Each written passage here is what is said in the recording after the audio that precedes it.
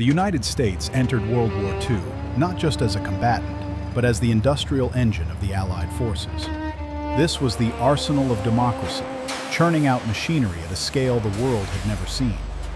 From the smallest reconnaissance scout cars to massive experimental heavy tanks, American assembly lines defined modern mechanized warfare. Today, we are cataloging every single ground vehicle that rolled out of U.S. factories to crush the Axis powers. No stories, just steel. Let's verify the inventory. Light and medium tanks. We begin with the scouts and the backbone of the armored divisions. First up is the M2 light tank, a pre-war relic used primarily for training. Armed with a .50 caliber machine gun and thin armor, it was effectively obsolete before the first shot was fired, but it laid the groundwork for what came next. Moving on to the M3 Stuart, known by the British as the Honey. This light tank was fast and mechanically reliable. However, its 37mm main gun was largely ineffective against German armor, relegating it to reconnaissance duties in the European theater. The next one is the M5 Stuart, an upgrade to the M3, featuring twin Cadillac engines and a redesigned hull. While it maintained the weak 37mm gun, its automatic transmission made it a favorite for drivers, serving as a dependable scout until the war's end. Up next is the M22 Locust, designed as an airborne tank to be carried by gliders. It was a technical flop. The armor was paper-thin, and it often had to be transported with the turret removed, making it useless upon immediate landing. Continuing with the M24 Chaffee, the ultimate American light tank of the war. It finally brought a potent 75mm gun to a light chassis, combining speed with enough firepower to threaten enemy medium tanks. It was a late-war masterpiece. Next on the list is the M2 medium tank, another pre-war design that never saw combat. High silhouette and outdated trench crossing rails made it a training-only vehicle, serving merely as a stepping stone. Moving on to the M3 Lee and its British variant, the Grant, a classic stopgap measure.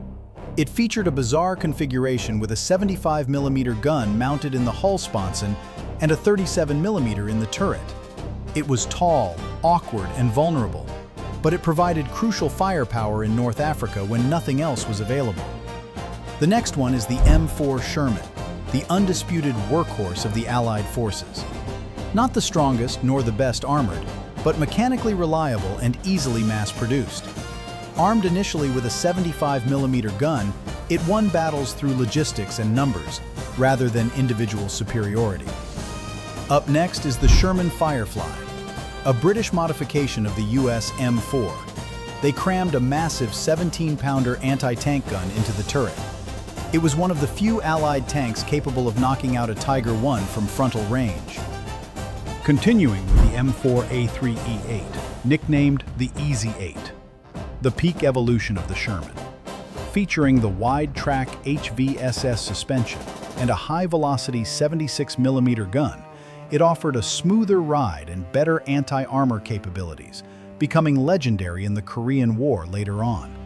Next on the list is the M4A3E2, known as the Jumbo, a heavy assault variant of the Sherman. With extra welded armor plating making the turret nearly impenetrable, it was designed to lead columns and draw enemy fire. Heavy tanks and tank destroyers. Now we move to the tank hunters and the heavy hitters designed to break fortified lines. First up is the M6 Heavy Tank, a massive 60-ton failure.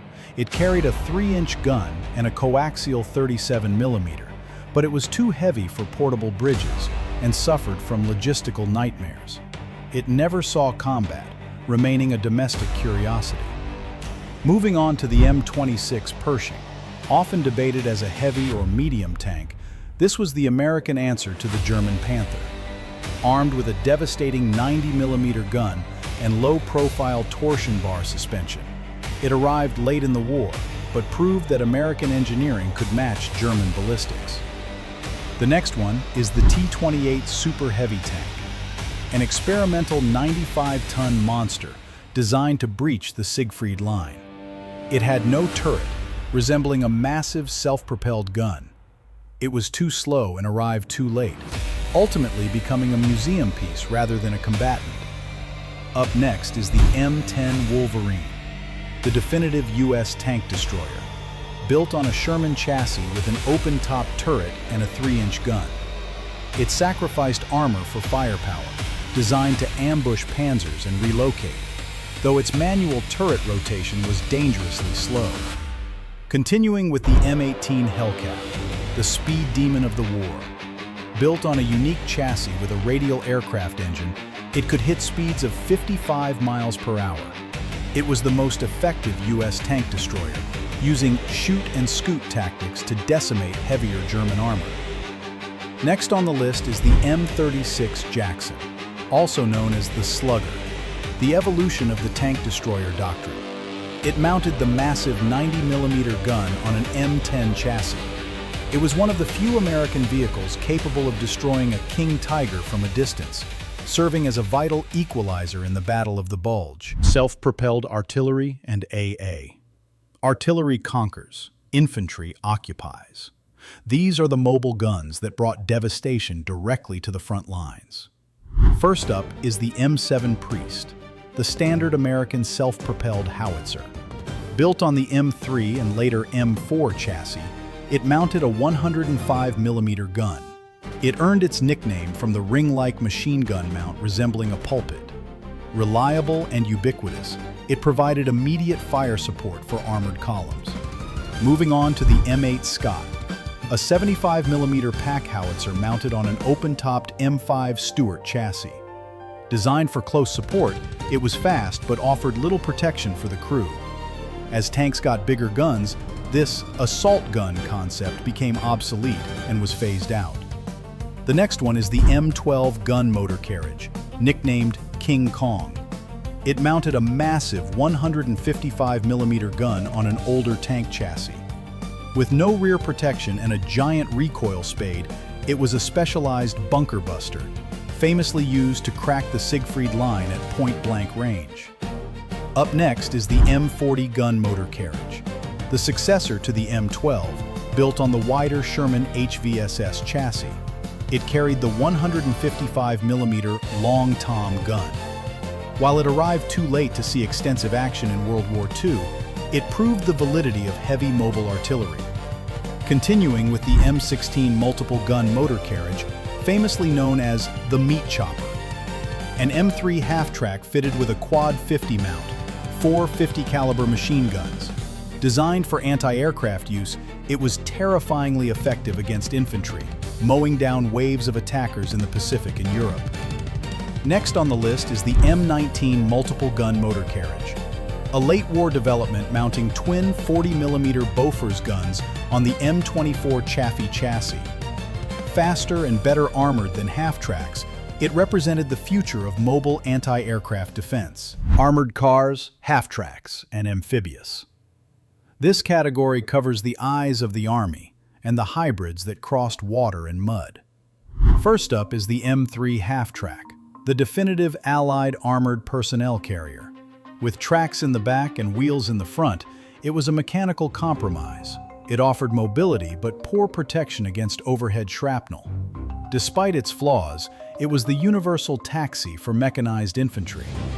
Moving on to the M3 Scout Car, or the White Scout Car, an early 4x4 armored car. It was heavy, underpowered, and had poor off-road performance. While the US moved away from it, thousands were sent to the Soviet Union via Lend-Lease, where it found a second life. The next one is the M8 Greyhound, the primary American armored car, a 6x6 wheeled vehicle with a 37mm gun. Fast and quiet, it was perfect for reconnaissance, though its thin floor armor made it a death trap against German mines. Up next is the M20 armored utility car, essentially a Greyhound without the turret, used as a command vehicle or cargo carrier. It was the high-speed runabout for officers who needed light armor protection near the front lines. Continuing with the LVT series, known as the Alligator or Buffalo. Originally a civilian rescue vehicle, it became the key to the Pacific Theater, a tracked amphibious landing vehicle capable of climbing over coral reefs that stopped standard boats. delivering Marines directly onto the beaches. Next on the list is the DUKW, legendary as the Duck, a six-wheel drive amphibious truck based on the CCKW. It wasn't armored, but it was indispensable. It ferried millions of tons of supplies from ships to shore, making invasions like D-Day and Sicily logistically possible. Soft-skinned vehicles. Finally, the unsung heroes. These vehicles had no armor, but without them, the war would have been lost. First up is the Willys MB GPW, the Jeep, the icon of American mobility. 4x4, rugged, and infinitely adaptable. General Eisenhower named it one of the three tools that won the war. It served as a scout, ambulance, weapons carrier, and command car. Moving on to the Dodge WC series, affectionately called the Beep, ranging from 3/4 ton to 1.5 ton variants. These filled the gap between the Jeep and the big trucks, serving as weapons carriers, ambulances, and radio command posts. The next one is the GMC CCKW, the Deuce and a Half, the backbone of the Red Ball Express, a 2.5-ton 6x6 truck that kept the Allied armies fed and fueled. Over 500,000 were built, proving that logistics is the ultimate weapon. Up next is the M25 tank transporter, known as the Dragon Wagon, a massive armored tractor-trailer combination, designed to recover disabled tanks and transport them to repair depots. Its armored cab allowed crews to retrieve damaged vehicles under fire. Continuing with the M29 Weasel, a specialized tracked cargo carrier originally designed for a covert invasion of Norway. It excelled in snow and deep mud where no other vehicle could move, proving vital in the difficult terrain of Italy and the Pacific. From the nimble Jeep to the hulking Dragon Wagon, this arsenal overwhelmed the Axis powers through sheer industrial output and mechanical reliability. Quantity, in this case, had a quality all its own. Which of these vehicles do you think was the true MVP of the war? The combat-hardened Sherman or the logistical hero CCKW? Let us know in the comments.